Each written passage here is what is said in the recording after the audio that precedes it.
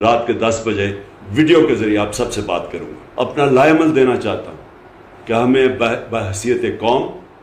ہمیں کیا کرنا چاہیے، اس میں کیا چپ کر کے برداشت کرنا چاہیے یا اپنی آواز اٹھانی چاہیے اس کے خلاف۔ سب سے پہلے میں اپنی ساری قوم سے جو آج بات کرنا چاہتا ہوں وہ یہ کہ سارا جو ہمارے خلاف سازش ہوئی تھی، جو ساری عدم اعتماد ہوئی تھی، جس وجہ سے ہمارے جو اتحادی ہمیں چھوڑ کے گئے تھے اور جو پھر ہمارے لوگ لوٹا ہوئے تھے، ان سب نے ایک چیز کہی تھی کہ جناب بہت مہنگائی ہو گئی، ہمارے سے حلقوں میں جایا نہیں جا رہا، بڑی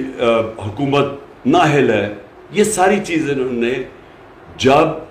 عدم اعتماد کی سازش میں یہ سب شامل ہوئے تھے تو سب نے ایک ہی بات کی تھی جنہوں نے ہمیں چھوڑا تھا۔ ہمارے مخالف نے بھی یہی بات کی تھی، آپ ان کی سٹیٹمنٹس پڑھ لیں، یہ سارے ان کے پی ایم ایل اور پیپلز پارٹی کے لیڈرز اور فضل الرحمان سب ایک ہی بات کر رہے تھے کہ بہت مہنگائی ہو گئی، ملک تباہ ہو گیا، اس نااہل حکومت کو گرانا چاہیے۔ یہ ہم نے ساری باتیں سنی۔ وہ میڈیا کے لوگ جو ان کی ساری پشت پہ کھڑے تھے، ساروں نے ایک ہی بات کی، مہنگائی۔ تو آج میں اپنی قوم کے سامنے حقائق رکھنا چاہتا ہوں۔ پہلے تو میں پھر سے اپنی قوم کو بتانا چاہتا ہوں کہ اللہ الحق ہے، سچ کا خدا ہے، اس کا بار بار وعدہ آتا ہے کہ سچ سامنے آئے گا، زیادہ دیر سچ چھپتا نہیں ہے۔ 3 سال ہم نے یہ ساری چیزیں سنی، جو بھی لوگ اس سازش میں ملوث تھے مقصد کچھ اور تھا۔ پاور میں آ کے نہ ان کو سمجھ آئی کہ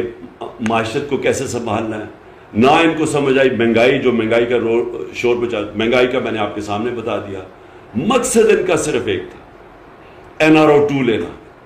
اپنی جو چوری تھی اربوں روپے کی، ان ساروں نے مل کے جو چوری کی تھی پچھلے 10 سال میں، کیونکہ پہلے 10 سال میں تو ان کو NRO1 مل چکا تھا، مشرف نے معاف کر دی تھی ان کی اربوں روپے کی چوری۔ اب پھر سے جو انہوں نے چوری کی،